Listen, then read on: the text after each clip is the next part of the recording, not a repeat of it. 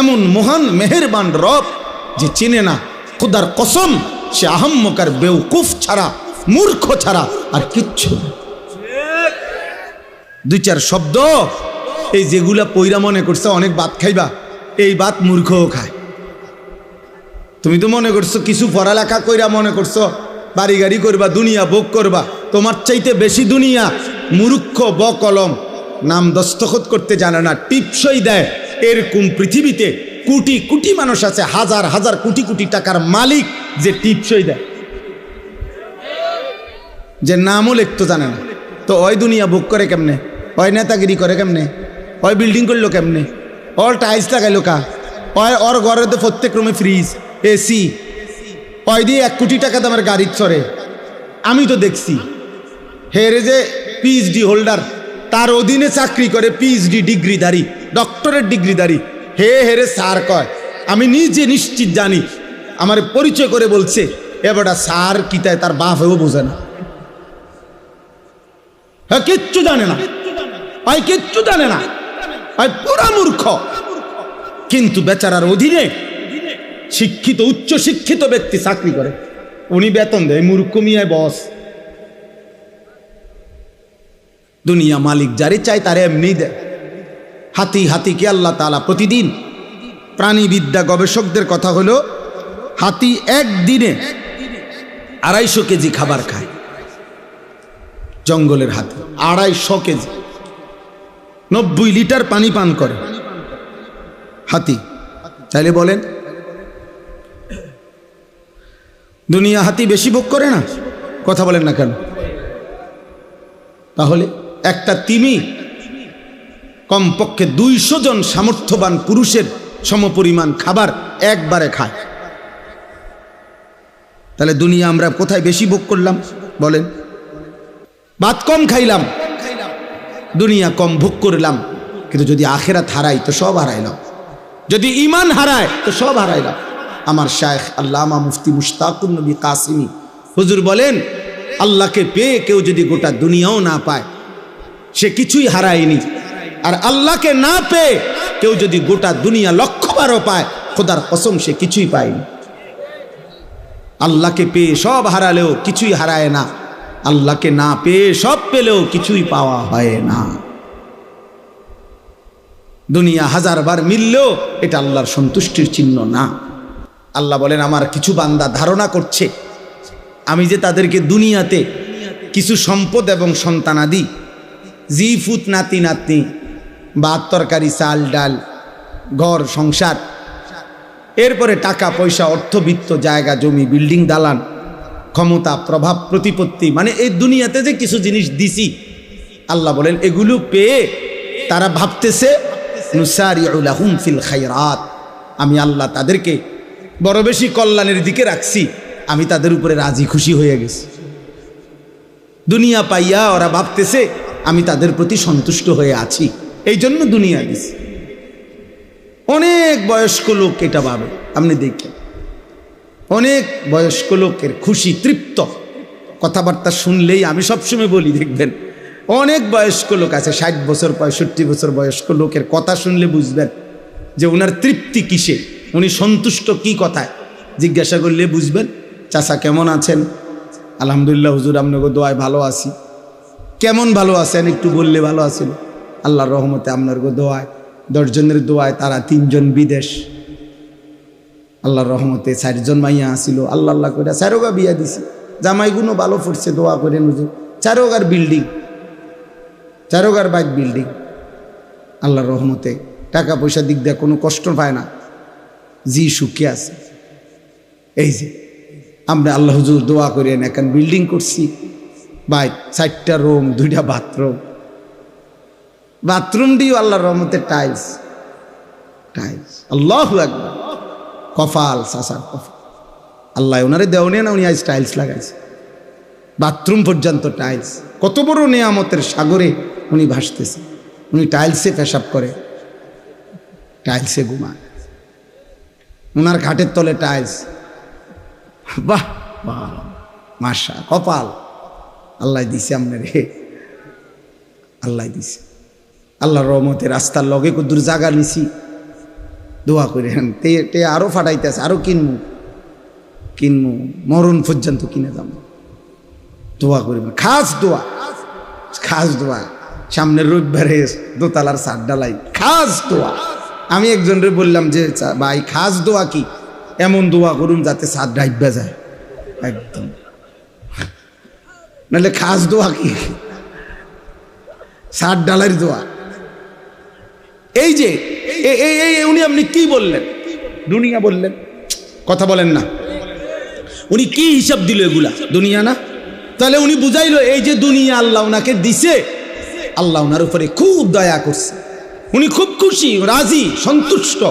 আল্লাহ ওনার উপরে খুব খুশি হইয়া এগুলা দিছে, খুব খুশি হইয়া। আহা মুসলমান, তো আল্লাহ এটা বলেন না বান্দা, বাল্লা ইয়াশউরুন, আহা বান্দা বুঝলা না, আসলে তারা বোঝে নাই যে আমি আল্লাহ কাউকে যদি দুনিয়া 1,000,000 দেই, 1000 দেই, গোটা দুনিয়া যদি 100 কাউকে পুরাটা দুনিয়া দেই, তবুও এটা আমার সন্তুষ্টির চিহ্ন না, না সন্তুষ্টির চিহ্ন নয়, আমার রাজি খুশির চিহ্ন নয়। যদি এটাই সন্তুষ্টির চিহ্ন হইতো, তাহলে হে মুসলমান, আমি তো কাফের বেঈমানকে যুগে যুগে বেশি দিছি, দুনিয়া বেশি দিছে না? এখনো পর্যন্ত দুনিয়ার অর্থ সম্পদ, বাড়ি গাড়ি বেঈমানদের কাছে বেশি না? কথা বলেন না? আপনি 4 তলা বিল্ডিং দিয়া অহংকার করেন, 4 তলা বিল্ডিং দিয়া ইউরোপ আমেরিকার মধ্যে ছাগলও ফালে না। ছাগলের ফার্ম এত বড়, শুকর যেই ফার্মে পালে ওই ফার্ম আরো বড়। সেন্ট্রাল এসি, সেন্ট্রাল এসি, শুকরকেও দামি শ্যাম্পু দিয়ে গোসল করা। হ্যাঁ, প্রাইভেট কার দিয়া জাপানে ঘাস টানে। আমাদের যেসব ভদ্রলোকরা মনে করে প্রাইভেট কার চড়তেছি, এগুলা দিয়া জাপানে ইউরোপে ঘাস টানে, ঘাস টানে। হেলিকপ্টার দিয়ে সার দেয় অস্ট্রেলিয়াতে। আমার মাদ্রাসার পাশের বাড়িওয়ালা এই বেড়ায় নিজে করছে, আমি আমার উনি কি করেন? হেলিকপ্টার দিয়ে সার দেয়, কসম খোদা। হেলিকপ্টার দিয়ে কি দেয়? সার দেয় বেড়া, খেতে সার দেয়। এত বড় ক্ষেতের ফসল প্রজেক্ট যে হেলিকপ্টার দিয়ে কি দেয়? সার দেয়। তো কি হইল দুনিয়া? আমরা হেলিকপ্টার দিয়ে সার দিব কোন দিন? কথা বলে না। আমাগো রাস্তা যে সকাল বিকাল ভাঙ্গে যায়। দোস্ত, মিলবে না দুনিয়া। দুনিয়া 1000 বার মিললেও এটা মালিকের সন্তুষ্টির চিহ্ন না। আমরা এখানে যারা বসে আছি, আমরা যদি প্রত্যেকেই মনে করেন 30 তালা একটা বিল্ডিং শেষ করি, মনে করেন সবার বিল্ডিংয়ে 4 ঢালাই হয়ে গেছে, 30 নাম্বার তালা, খবর নিলে শুনবেন ইউরোপ আমেরিকাতে এই পরিমাণ মানুষ ওই দিন 200 নম্বর তালার 4 ঢালাই দিছে। তাইলে আপনি তো আরো 170 তালা পিছিয়ে পড়ে গেছেন, তাহলে এগুলো 4 ঢালাই দিবেন কোন দিন? ধোকা দুনিয়া, ধোকা দুনিয়া। কি ওমা হাদিহিল হায়াতুদ দুনিয়া ইল্লা লাহবুন ওয়া লাইব। আল্লাহ বলছেন বান্দা দুনিয়া তামাশা, ধোকা, খেলাধুলা। ওমাল হায়াতুদ দুনিয়া ইল্লা মাতাউল গুরুর। দুনিয়া শুধুই ধোকা, দুনিয়া শুধুই ধোকা। এই বাড়ি ধোকা, এই হাসি ধোকা, এই আনন্দ ধোকা, এই যৌবন ধোকা। তুমি যুবক মনে রেখো, তোমার চোখে চারদিকেই কত বৃদ্ধ মানুষ ঘোরাফেরা করছে, তুমি কি দেখো না? তুমি কি কোনোদিন দেখো নাই যুবক, ছোট্ট মাসুম বাচ্চাও কবরে চলে গেছে, তুমি কি জানো না? ওমিনকুম মান ইউতাওয়াফা মিন ক্বাবলু।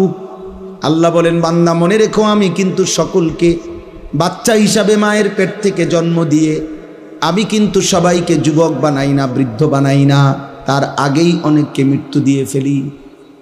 দেয় কিনা? হ্যাঁ, 3 দিনের বাচ্চা কবরে যায়, 3 মাসের বাচ্চা কবরে আছে, 3 বছরের বাচ্চা কবরে আছে। আমার বন্ধু মাওলানা মোতালেব হোসাইন সালিহি, বাংলাদেশের অন্যতম একজন আলেম বক্তা, ওর 1 মাসের বাচ্চা কবরে গেছে, মারা গেছে কয়দিন, 1 মাস বয়সী বাচ্চা। মেয়ে বাচ্চা কবরে চলে গেছে, মারা গেছে। তাইলে আমার সমুদ্রের 3 দিনের বাচ্চা মারা গেছে। তাইলে এই জন্য বলি দুনিয়া 1000 বার পেলেও সবটাই ধোকা। এই আছে এই না, এই হাসে তোই কান, এই হাসে তোই কান। আমি একদিন কুমিল্লা ক্যান্টনমেন্টে এক ছেলেরে দেখছি, খুব সুন্দর মোটর সাইকেল দিয়ে সে ফাঁ করে ছাড়ছে। এখানে দেখছি খুব মৌজে আছে, কাবিলা পর্যন্ত গেছি, আমার গাড়িও পিছন দিয়ে গেছি, দেখছি মানুষের জট। দাঁড়াই, এই কাঁড়া দিয়া খবর দেখি এই ছেলেটাই আপনার কভার্ড ভ্যানের মধ্যে এমন জোরে বাড়ি দিছে, এই পাওটা আলগা হয়ে গেছে একদম। আমার চোখে দেখছি। আমি সিলেট আমার এক মাহফিলে এরকম আমারে আরো আগে মোটর সাইকেল দিয়ে নিতে গিয়া ছেলে 2 মোটরে, তারাই যারা নিতে আসছে, ওদের একজনের মোটর সাইকেলে ধাক্কা লাগে, আরেকজন পইরা 2টা দাঁত জাগাত পড়ে গেছে ভাঙ্গা। আমি কক্সবাজার দেখছি মহেশখালী মাহফিলে যাইতে সময় এই যুবক আমারে নিষেধ করার পরেও মোটর সাইকেল দিয়ে নিতেছে, বারবার নিষেধ করছে। এর মধ্যে একটা ছেলে এই স্লিপ খাইয়া রাস্তার সাইডে পড়ে গেছে কোনোভাবেই। এই জন্য আমি এটা পছন্দ করি না। বর্তমান আমি আমার শায়েখ, আল্লাহ আশ্চর্য হবেন, এই আমার বক্তব্যের 5 মিনিট পরে আমার পরে একজন বক্তব্য দিছেন। উনি একটি প্রাইভেট মেডিকেল কলেজের চেয়ারম্যান, মেডিকেল কলেজে। উনি বক্তব্য দিয়ে সাথে সাথে এটা বললেন যে আমি এই হুজুরের কথার সাথে শতভাগ একমত। আমাদের এই মেডিকেল কলেজে প্রতিদিন যে পরিমাণ রুগী আইসিইউতে থাকে, তার 90% আইসিইউ রুগী সব নওজোয়ান মোটর সাইকেল বাইকে আহত। এই পরিমাণ অ্যাক্সিডেন্ট করে যে বাড়ির লগে লগে প্রথমেই আইসিইউতে ঢুকাইতে হয়। এই জন্য প্রিয় নওজোয়ান, কে দেখে তোমার মোটর সাইকেল? কে দেখে? কারে দেখাও? মানুষে দেখবার আগে তো তুমি এত জোরে ছাড়ছো, বেটা তো দেখবার আগে তুমি গেছো গা লালমাই ফার হইয়া, বাগমারা ফার। তুমি যদি জাগাত এটারে ভালো করে দেখাইতা, বলে আপনার মনোযোগ দিয়ে দেখেন আমি এটা কি মারাত্মক চালাইতারি, তাইলে না লোকটা বুঝলো হইলে। এটা অসভ্যতা, এটা অসভ্যতা। নিজেকে নিজে ধ্বংসের দিকে ঠেলে দেওয়া, এটা মূর্খতা ছাড়া আর কিচ্ছু না। বোকামি বাবা, বোকামি। আমি বললাম বন্ধু, এটা বোকামি। নিজেকে ধ্বংস করা, নিজের আখলাক ধ্বংস করো না, নিজের জীবন ধ্বংস করো। এই মোবাইলের নারী দেখা, অশ্লীল ছবি দেখা, এটা ধোঁকা, এটা ধোঁকা। ওই নারী প্রকৃত অর্থে নারী না। তুমি মোবাইলে যাকে দেখছো সে তোমার ওই নারী না, ওইটা তোমার নারীর ছায়া। ও তো চলে গেছে অন্যখানে, ও এখানে নাই। তুমি শুধু ছায়া দেখে দেখে নিজের হাত নিজের লজ্জাস্থানে নাপাক ব্যবহার করে নিজের চরিত্র শেষ করলা, আখলাক শেষ করলা, শরীরের যৌবনের শক্তিটা নষ্ট করলা, আখিরাতটাও বরবাদ করলা। ও ছায়া, ছায়া, ও ধোঁকা, ও ধোঁকা, ধোঁকা। 3 বছর পরেও যদি কোনো নর্তকী দেখে দেখে যারা চরিত্র নষ্ট করছো, তুমি কোনোদিন তার কাছে যাইয়া বইল, তোমারে রাতভর দেখতে দেখতে আজকে আমার শরীরটা শুকাইয়া শেষ, তুমি আমারে একটু ভালোবাসা দাও। তখন ওই নর্তকী বলবে, দয়া করে প্লিজ একটু ঘুরে দাঁড়াও, একটু ঘুরে দাঁড়াও। যখন তুমি ঘুরে দাঁড়াবা তো ফাঁসাতে একটা লাথি দিব তোমার। বলবে, অপদার্থ, আমি তোর জন্য সাজি নাই, আমি টাকার জন্য সাজছি। তুই কেন নষ্ট হইলি? তুই কেন নষ্ট হইলি? আমি তো তোর জন্য সাজি নাই, আমি টাকার জন্য সাজছি।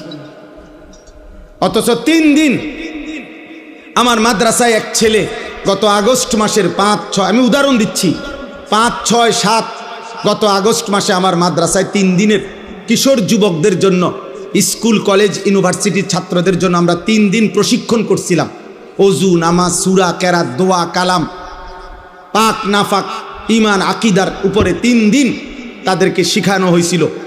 ওস্তাদরা, আমরা নিজেরা থাইকা, আমার শায়েখ হজরত নিজে গেছেন। তো ওই 3 দিনের কোর্সে 3 দিন মাত্র ওযু নামাজ শিখছে একটা ছেলে আমাদের এখানে। ওই ছেলে গত কয়েকদিন আগে বাড়িতে স্বাভাবিকভাবে ফেনীতে ইন্তেকাল করছে। গতকালকে আমি নিজে গিয়া ফেনী মাহফিলের আগে তার কবর জিয়ারত করে তারপরে মাহফিলে গেছি। ও মার কাছে বলছে আইসা, তার মার কাছে মায় খবর পাঠাইছে আরেক ছেলেকে দিয়া যে হুজুর রে বইলেন আমার এই ছেলে মৃত্যুর আগে অসুস্থ ছিল, মৃত্যুর আগে 1 সপ্তাহ প্রায় দিন তারে মারে এটা বলছে, মা হাসলেও মরে যাবেন, কাঁদলেও মরে যাবেন, সুখে থাকলেও মরে যাবেন, দুঃখে থাকলেও মরে যাবেন। তো মায় বলছে, ফুত এই কথা তুই কাঁদতে শুনছ? এ তো আমার নাম বলছে, কয় হুজুরে কইছে। এরপরে সপ্তাহখানিকের মাথায় মরে গেছে। এজন্য দুস্থ মরে যাইবা, এক অনিবার্য বাস্তবতা, মৃত্যু থামাই দিবে।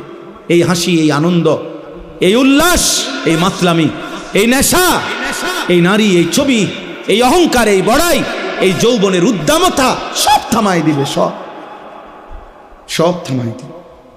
হযরত ওমর ইবনে আব্দুল আজিজ বিশ্ববিখ্যাত তাবেঈ ছিলেন, ইসলামের পঞ্চম খলিফা ছিলেন।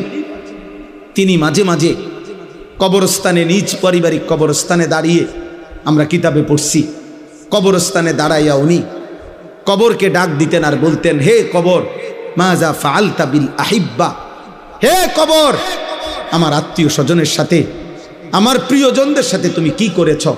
আমার চাচারে তোমারে কবর দিছিলাম, আমার চাচার এখন কি খবর বলো? আমার জ্যাঠা তোমার কবরে আছে, আমার বাবা, আমার চাচাতো ভাই, আমার স্বজনরা এই কবরে আছে, হে কবর তুমি বলো আমার আপনজনদের সাথে তুমি কি করেছ? হযরত ওমর ইবনে আব্দুল আজিজ কাঁদতেন আর চোখের পানি ফেলতে ফেলতে তার সাথীদেরকে, যারা তার সাথে থাকতো, ওনাদেরকে বলতেন, জানো কবর আমারে কি বলে? তো বলতো, কবর আমাকে বলে, ওমর ইবনে আব্দুল আজিজ, তোর আপনজনের প্রত্যেকের চোখ, নাক, কান, হাত, পাও, শরীরের প্রতিটা অঙ্গ খুলে খুলে আমি মাটির সাথে মিশাই দিছি। 3 বছর আগে রেখে যাওয়া তোর চাচারে কবর থেকে খুলে দেখ, নাই, আমি সমান করে ফেলছি। আমি তোর আপনজনদেরকে মাটির সাথে মিশাইয়া দিছি। আমার মাটি আমি আমার সাথে মিশাই নিছি। মাটি থেকে তৈরি না আমরা, কথা বলে না কেন? তো মাটি যেন বলে, আমার মাটি আমার সাথে আমি কি করে নিছি? মিশাই নিছি, মিশাই নিছি। এজন্য দোস্ত, এক অনিবার্য সত্য, চূড়ান্ত বাস্তবতা, এক চিরন্তন সত্য, তুমি মরে যাবে, আমিও মরে যাব, বাবারাও মরে যাবেন, মায়েরাও মরে যাবেন, পর্দার আড়ালের বোন আপনিও মরে যাবেন। এজন্য অভিভাবক যারা আছেন, ছেলেকে ফিরান, মেয়েকে ফিরান, স্ত্রীকে ফিরান। একজন বাবা মায়ের প্রধান পরিচয়, যদি সে মুসলিম হয়, মুসলিম অভিভাবকের প্রথম পরিচয়, তিনি তার অধীনস্থদেরকে ঈমান আমলের উপরে, আখিরাতের উপরে রাখার সর্বোচ্চ চেষ্টা করবেন। এটা হলো মূল বিষয়। আপনি বলেন যে, আপনি হুজুর আমি বলছি অনেকবার নামাজ পড়ে না, তাহলে আপনি যে আজকে এতবার বলার পরে যে ছেলে আল্লাহকে সেজদা দেয় না, আপনি তার জন্য সুদে টাকা নিয়ে বিদেশ পাঠান কেন? আপনি এমন নাফরমানের জন্য কিস্তি নিলেন কেন?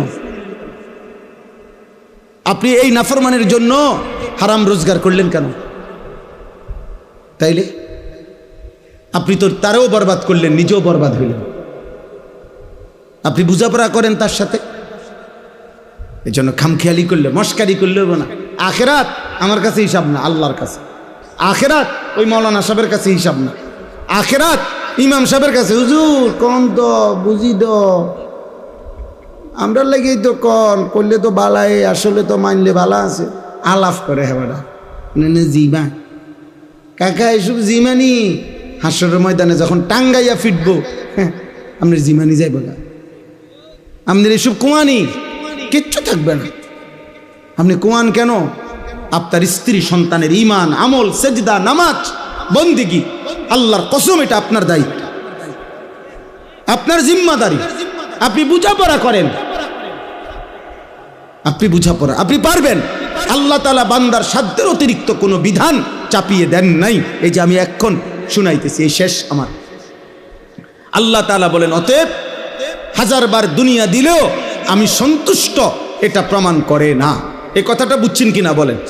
তাহলে দুনিয়া প্রাপ্তি আল্লাহর সন্তুষ্টি, কথা বলেন? দুনিয়া পেলে আল্লাহ সন্তুষ্ট বুঝায় না। তাহলে আল্লাহ সন্তুষ্ট কিসে? আল্লাহ বলেন, আমি বলছি শুনেন, ইন্নাল্লাযীনা হুম মিন খাশিয়াতি রাব্বিহিম মুশফিকুন। 1 নাম্বার, হৃদয়ে যার আল্লাহর ভয়ে কাঁপতে থাকে, হৃদয় যার আল্লাহর ভয়ে কাঁপে, আল্লাহ বলেন আমি তার প্রতি সন্তুষ্ট। তাহলে 1 নাম্বার, হৃদয়ে যার কার ভয়? আল্লাহ। আল্লাহ, আমার আল্লাহর সামনে আমাকে যাইতাম। ওয়া আম্মা মান খাফা মাকামা রাব্বিহি ওয়া নাহান নাফসা আনিল হাওয়া ফাইন্নাল জান্নাতা হিয়াল মাওয়া।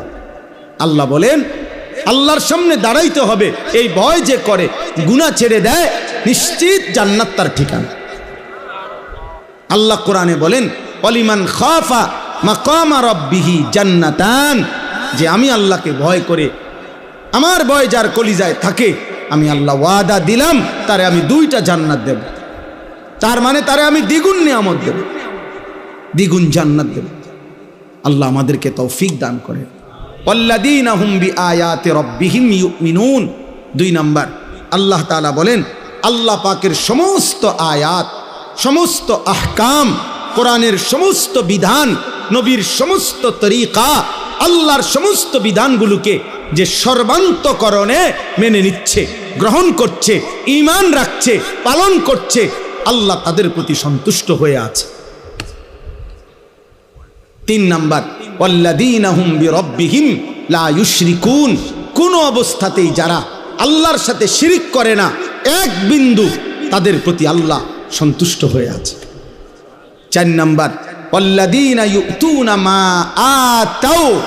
সুবহানাল্লাহ। আল্লাহ বলেন যারা আল্লাহর দেওয়া সমস্ত নিয়ামত, সমস্ত নিয়ামত, শরীর, স্বাস্থ্য, জীবন, যৌবন, সুস্থতা, অর্থ, সম্পদ, স্ত্রী, সন্তান, ছেলে মেয়ে, বাজার, ব্যবসা, আয়, রোজগার, বাড়ি, জমি, বিল্ডিং, দালান, ক্ষমতা, প্রভাব, প্রতিপত্তি, যা আল্লাহ দিছেন, ইউতুনা মা আতাও, সবকিছু আল্লাহর পথে ব্যয় করে, আল্লাহর হুকুম মতে ব্যয় করে, আল্লাহর রসুলের বিধান মতে ব্যবহার করে।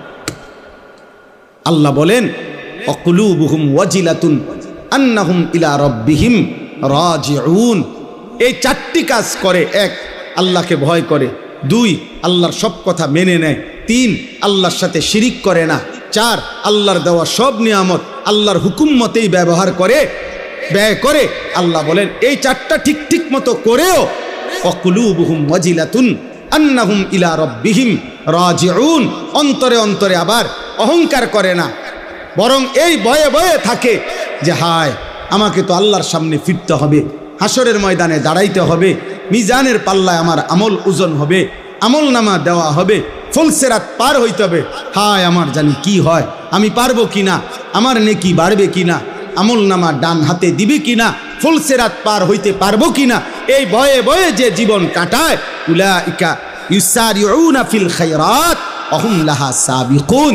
আল্লাহ বলে তারাই কল্যাণের পথে দ্রুত গতিতে এগিয়ে যাচ্ছে এবং জান্নাতের পথে পৌঁছেই গেছে। তারা যেন জান্নাতের দুয়ারে ঢুকে গেছে, এবার ফেরেশতা দরজা খুললেই জান্নাত। শেষ কথা হলো ওয়ালা নুকাল্লিফু নাফসান ইল্লা বুসআহা। আল্লাহ বলেন বান্দা তুমি ঘাবড়াইও না, ছোট কিংবা বড়, সুস্থ কিংবা অসুস্থ, দুর্বল কিংবা সবল, জওয়ান কিংবা বৃদ্ধ, ধনী কিংবা গরিব, শিক্ষিত কিংবা অশিক্ষিত, সকলেই আমার বিধান মানতে পারবা। কেন? ওয়ালা নুকাল্লিফু নাফসান ইল্লা বুসআহা। কাউকেই আমি আল্লাহ তার সাধ্যের অতিরিক্ত কোনো বিধান চাপিয়ে দেই না, বিধান চাপিয়ে দেই নাই। আল্লাহ তাআলা বলেন ওয়ালাদাইনা কিতাবুন ইয়ানতিকু বিল হক ওয়া হুম লা ইউজলামুন। তাইলে 1 নাম্বার হলো সাধ্যের অতিরিক্ত কোনো বিধান আমি আল্লাহ দেই নাই। 2 নাম্বার, কেউ ফাঁকি দিবারও কোনো সুযোগ নাই। প্রত্যেকের আমল নামা আমি আল্লাহর পক্ষ থেকে আমার ফেরেশতারা লিপিবদ্ধ করছে। ওই আমল নামাই কিয়ামতের দিন তোমার জন্য কথা বলবে, তোমার নেকিও শোনাবে, তোমার গুনাহও শোনাবে। একটা নেকিও কম হবে না, একটা গুনাহ বেশি হবে না।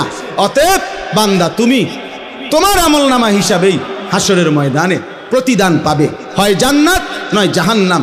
তোমার জিন্দিগি, তোমার আমল, তোমার রাত, তোমার দিন, তোমার সকাল, তোমার দুপুর দিয়েই তোমার আখেরাত তুমি সাজাও।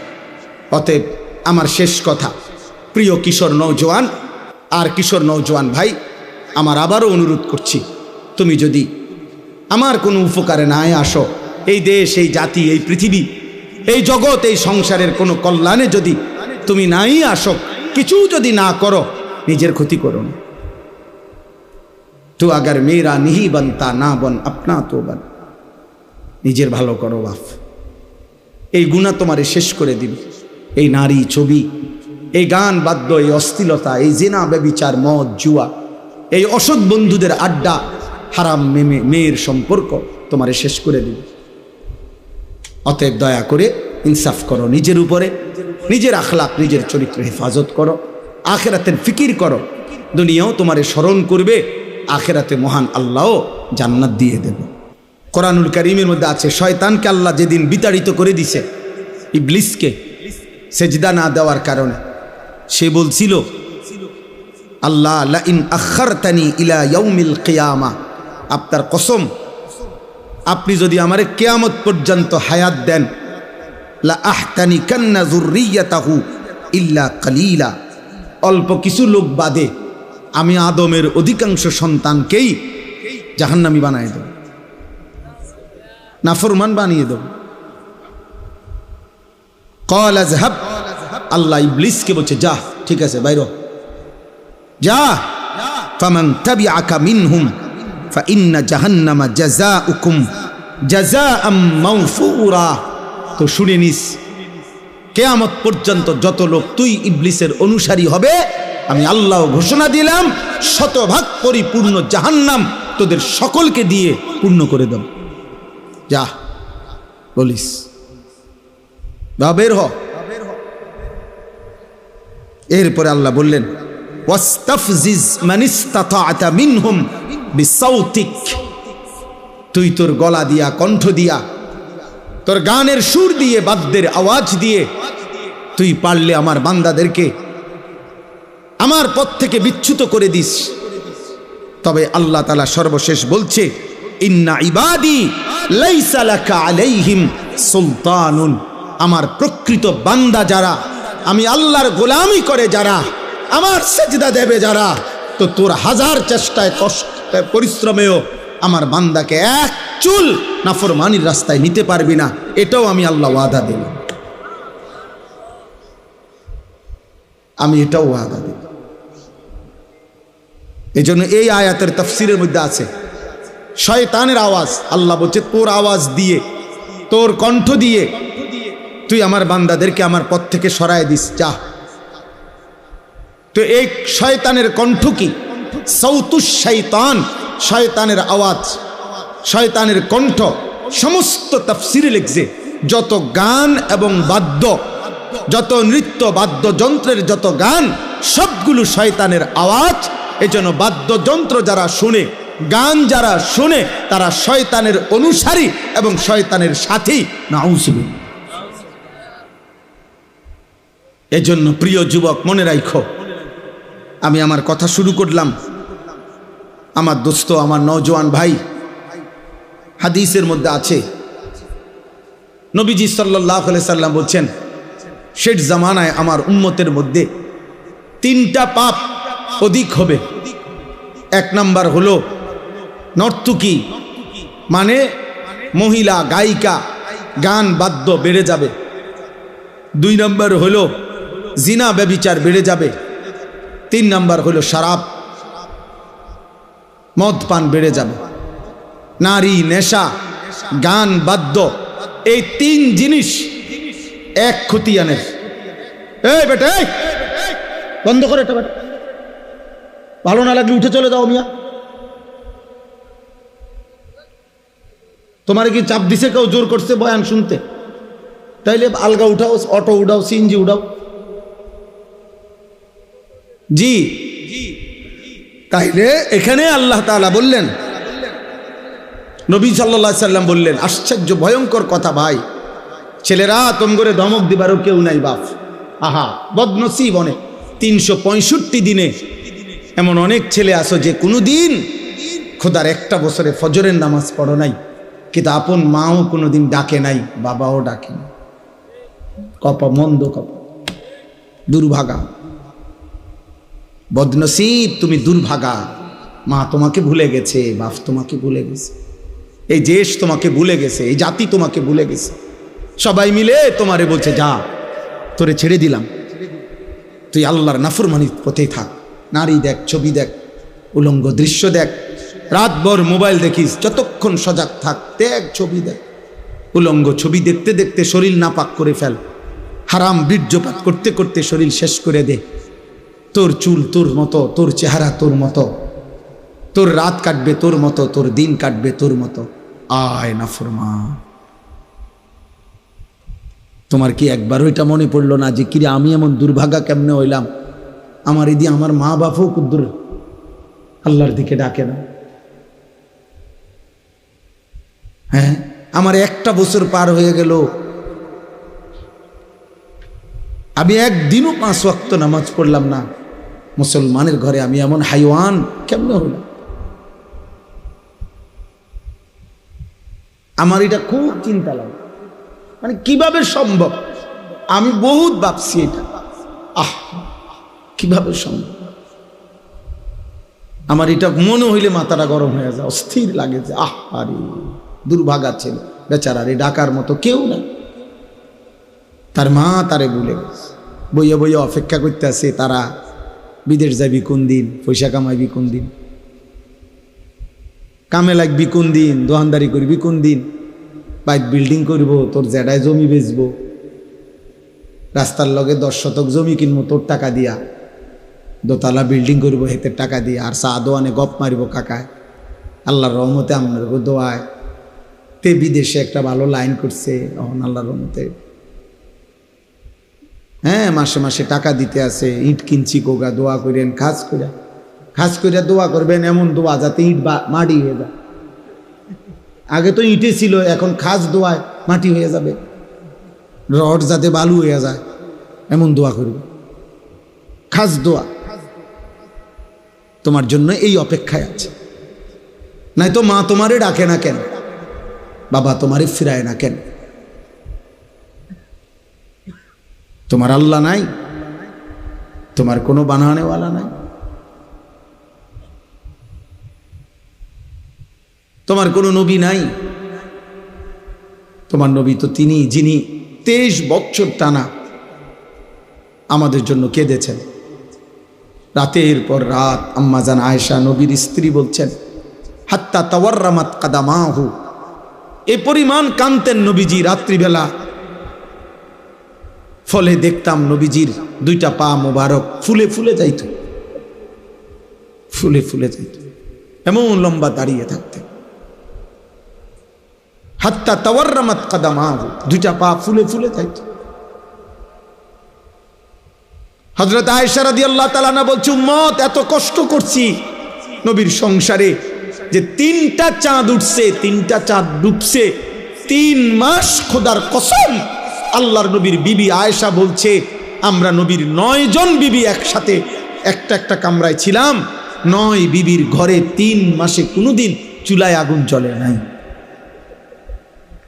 রাআইনা হিলালান সুম্মা হিলালান সুম্মা হিলালান মা আওকাদাত ফি আবিয়াতে রাসূলিল্লাহ নারুন। 3 চাঁদ 3 মাস। আম্মা জান আয়েশা বলে, একদিনও কোন বিবির ফি আবিয়াত, বহু বছর, মানে কোন বিবির ঘরে চুলায় আগুন জ্বলে না, রান্না করা কোনো খাবার খাইতে পারে না। এ আমার সেই নবী, যে নবী তায়েফের ময়দানে এত রক্ত ঝরিয়েছেন, রক্তে তার পবিত্র পা মোবারক জুতার সাথে লাইগা হযরত যায়েদ ইবনে হারেসা, যিনি নবীজির পালক পুত্র ছিলেন, সাথে ছিলেন, তিনি বলছেন, আমি তায়েফের রক্তের কারণে নবীজির পা থেকে জুতা খুলতে পারতেছিলাম না। নবীর সবচেয়ে বড় অন্যতম দুশমন উতবা, মক্কার কুরাইশ কাফের, নবীজির বিরোধিতাকারীদের মধ্যে অন্যতম যারা ছিল, আবু জেহেল, আবু লাহাব, উতবা। এই উতবা সর্দার, সেই সর্বপ্রথম তায়েফ থেকে রক্তাক্ত শরীর নিয়ে নবীজি যখন ফিরে আসছিলেন, পথিমধ্যে সর্বপ্রথম নবীজির রক্তাক্ত দেহ যেই কাফের মক্কার দেখছে, সে হলো এই উতবা। কিতাবে আছে, এই উতবা প্রথম নবীর রক্ত মাখা এই দেহ দেখা এই উতবা মক্কার কুরাইশ সে প্রথম নবীজির রক্ত মাখা দেহ দেখে উর্দু কিতাবে আমরা পড়ছি এত রক্ত ধরতেছিল নবীজির দেহ মুবারক থেকে, অথচ নবীজি আজকে 11 বছর মক্কায় ইসলাম প্রচার করতেছিলেন, 11 বছর পরে গেছেন তাইফে। 11 বছরেই এরা বিরোধিতা করছে নবীর। কিন্তু উতবা এই কিতাবে লিখছে, উতবা চিৎকার করে কাইন্দা দিছে, আর চোখের পানি ফেলে উতবা বলছে, তায়েববাসী এটা কি করলি আমার ভাতিজা, এত রক্ত কেমনে ঝরাইলি? গত 11 বছর তো আমরা আমাদের ভাতিজার বিরোধিতা করি, ঠিক আছে, কিন্তু কোনোদিন তো তার দেহ থেকে এত রক্ত ঝরাইনি, কেমনে পারলি? তো এক কাফেরের কলিজায় ব্যথা লাগছে। সেই নবী আমাদের নবী, অথচ একদিনও তার কথা মনে পড়ে না। দিনের পর দিন তোমরা চুল কাটতেছ বেঈমানের মতো। কোন সে বেঈমান যে বেঈমানের নাম ঠিকানাও তো তুমি জানো না? ছেলেরা বলো, যাদের মতো তোমরা চুল কাটো, এই বেঈমানের নাম বলতে পারো? একে তো সেই বেঈমান মুশরিকের চুল, দ্বিতীয়ত তার তো কোনো নাম ঠিকানাও নাই, হয়তো তার বংশেরও ঠিক নাই।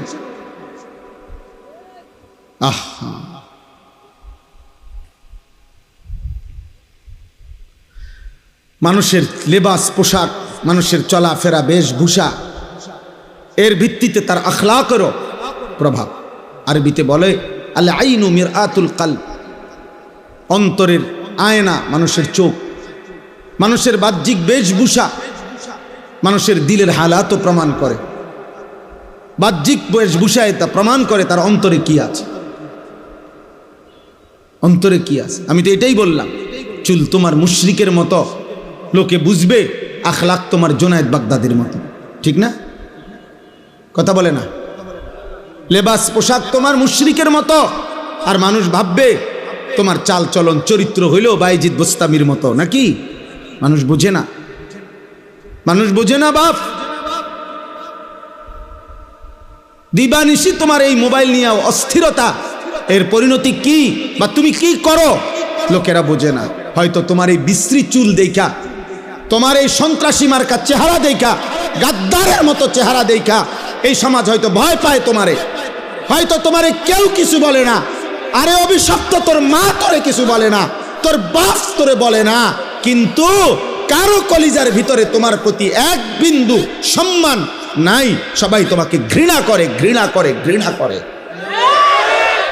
বেনামাজিকে এই সমাজ ঘৃণা করে, বেহায়াকে এই সমাজ ঘৃণা করে, নারীর পিছনে যে হাঁটে তাকে মানুষ ঘৃণা করে, উলঙ্গ ছবি আর অস্থির দৃশ্য যে দেখে মানুষ তাকে ঘৃণা করে।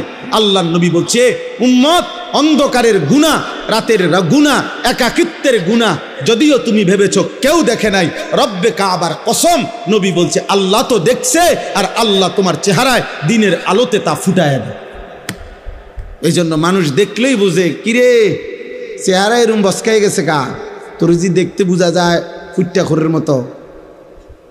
ঘটনা কিতা কোনায় চলস, কি করস রে, কিতা রে? অথচ সে কিন্তু দেখে নাই তোমার একাকিত্বের গুনাহ, তোমার একাকিত্বের গুনাহ। তুমি হয়তো রাত জেগে দরজা বন্ধ করে হারাম ছবি দেখেছ, কিন্তু ঠিক এই চেহারার মধ্যে গুনার চিহ্ন বেশি। আবার আল্লাহর নবী বলছেন, যার নামাজ বেশি, সেজদা বেশি, মান কাসুরা সালাতুহু ফিল লাইল হাসুনা ওয়াজহুহু ফিন নাহার। সুবহানাল্লাহ। নবীজি বলছে, রাতের একাকিত্বে যার নামাজের পরিমাণ বেশি, তাহাজ্জুদের সেজদা, দিনের আলোয় আল্লাহ তার চেহারার উজ্জ্বলতা বাড়িয়ে দেন আরো বেশি, আরো বেশি বাড়িয়ে, আরো বেশি বাড়িয়ে দেন। ইন্না নাশিআতাল লাইলি হিয়া আশাদ্দু ওয়াতআন ওয়া আকওয়ামু কিলা।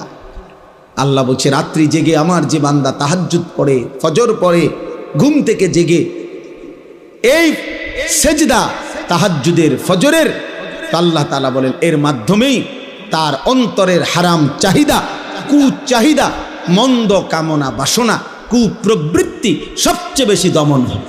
এই জন্য প্রিয় যুবক, যদি কেউ একজনও এই বন্ধুর কথা বুঝে থাকো, এই ভাইয়ের কথা যদি মহব্বত করে শুনে থাকো, আমি অনুরোধ করলাম ফজরের নামাজ পড়ো, ইনশাআল্লাহ বরকত হবে, বরকত।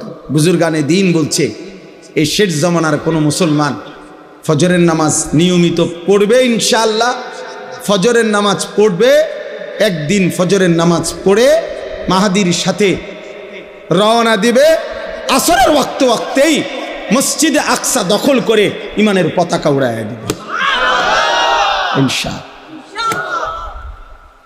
ইনশাআল্লাহ দাজ্জালের পতন হবে, ইহুদিদের পতন হবে, আর বাহিনী হবে ফজরের বাহিনী, ফজরের মুসল্লি, ফজরের মুসল্লি, ফজরের মুসল্লি।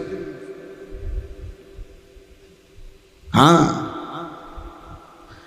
এজন্য ফজরের মুসল্লি যারা মাহাদির সৈনিক তারা, ফজরের মুসল্লি যারা দাজ্জালের বিরুদ্ধে লড়বে তারা, ফজরের মুসল্লি যারা শেষ জামানায় ঈমান রক্ষা করবে তারা। হারায় যাবে আব্বা, হারায় যাবে, হারায় যাবে। নারী দেখতে দেখতে, ছবি দেখতে দেখতে, বেনামাজি জিন্দিগি দেখতে দেখতে, থাকতে থাকতে একদিন দাজ্জাল বের হইলে তুমি ঈমান হেফাজত করতে পারতাম, তুমি বুঝতাই না, বুঝতাই না, কারণ মালিকের সাথে যত সম্পর্ক নাই। এক মানুষ 10 বছরও যে কোনোদিন 5 ওয়াক্ত নামাজ পড়ে নাই এমন মুসলমানকে জিজ্ঞেস করলো যে নামাজ কয় ওয়াক্ত, সে 5 ওয়াক্তই বলল। 30 বছর ধরে যে মুসলমান সুদ খায় এমন কোন সুদখোর হারামখোরকেও যদি বলা হয় যে ভাই বলেন, চাচা বলেন ভাই সুদ খাওয়া কি, উনিও বলবে হারাম, উনি কোনো মুস্তাহাব বলবে না। তাইলে এতটুকু জানা তো সবাই জান, কিন্তু ওনার এই জানার দ্বারা তো ফায়দা হলো না। তাইলে ওই শোনাটা, ওই জানাটা ফায়দা হয় যখন সেটা আমলের তৌফিক হয়, আর এর জন্য আল্লাহর কথা মনোযোগ দিয়ে শুনতে হয়। এই জন্য মোবাইল হাতে থাকলে মনোযোগ হয় না, দিল জমে না, অন্তরে কথা কোনোভাবেই ঢোকে না। এই ছবি উঠবে, কদ্দুর আওয়াজ ক্লিয়ার, কদ্দুর আওয়াজ ক্লিয়ার না, কতটুকু বোঝা যায়, কতটুকু বোঝা যায় না। শেষে দেখা যাবে কি, কবে তো ভালো হয়েছে না, এটা দে ডিলিট করে দে, তো লাভ হইল কি, আর ফায়দা কি হইল? এটা অর্থবহ তো কোনো উপকার হলো না বাপ। এই জন্য অনর্থক এই কাজটা না করলে ভালো। শুধু শুধু এই হই হুল্লোড়, হাঙ্গামা, চিৎকার চেঁচামেচি, তেমন উল্লেখযোগ্য কোনো ফায়দা নাই,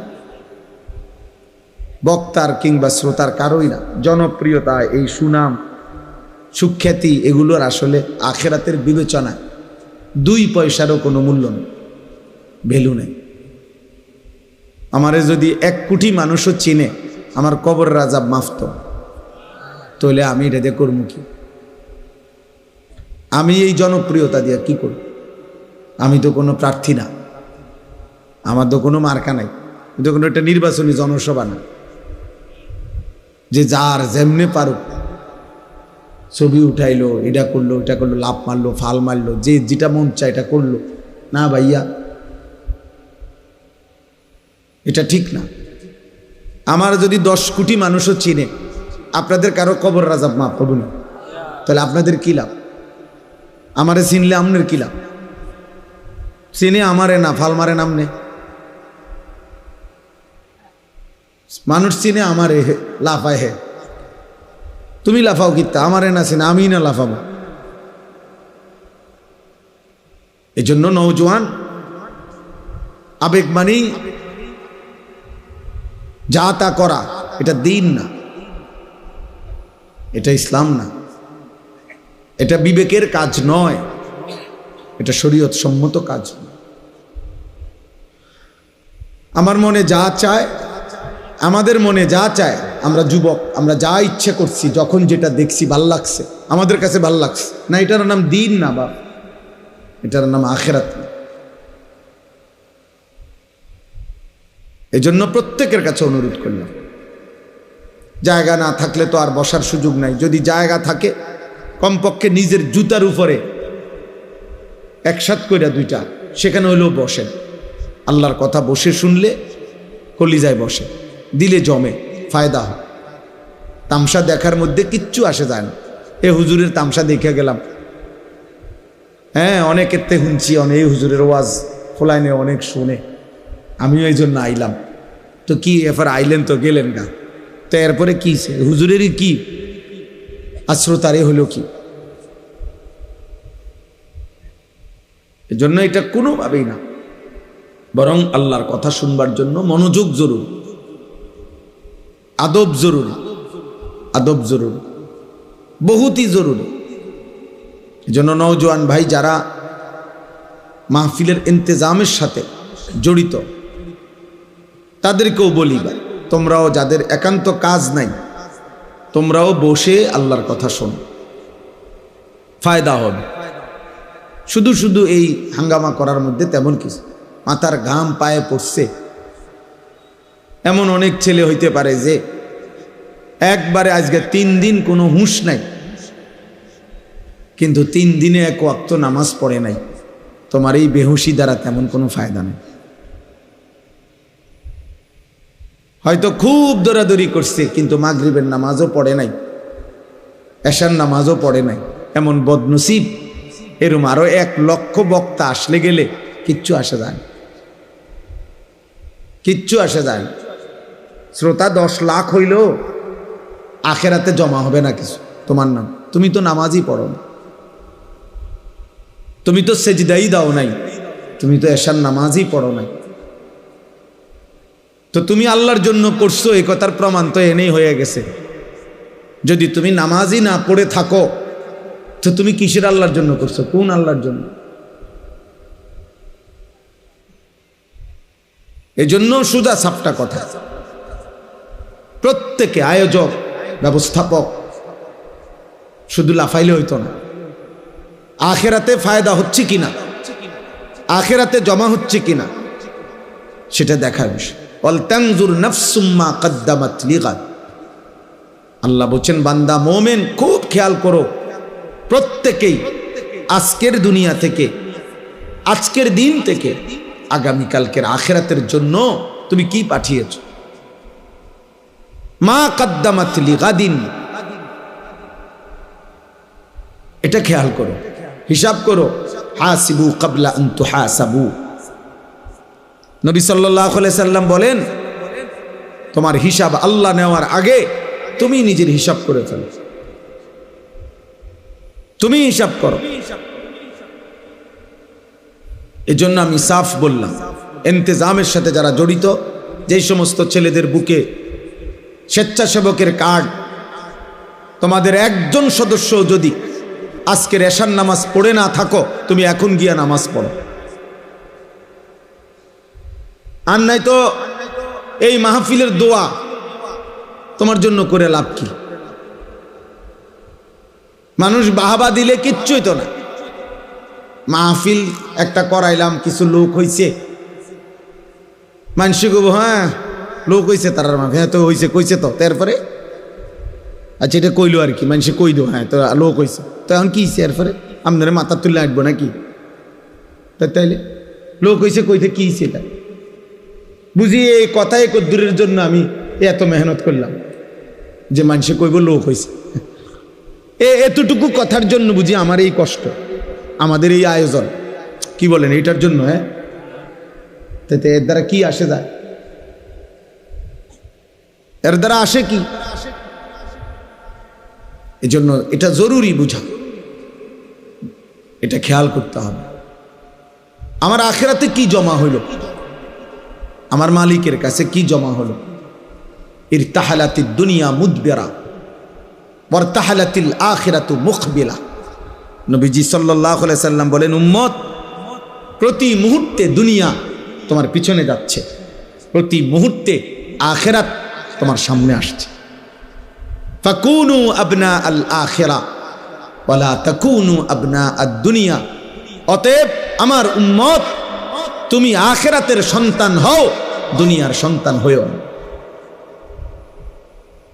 আল্লাহর নবী বলছে দুনিয়ার পরিচয় পরিচিত হইও না, দুনিয়ারই পরিচয় থাকবে। দুনিয়া নিজেই যেহেতু থাকবে না, তো দুনিয়ার পরিচয়ও থাকবে না।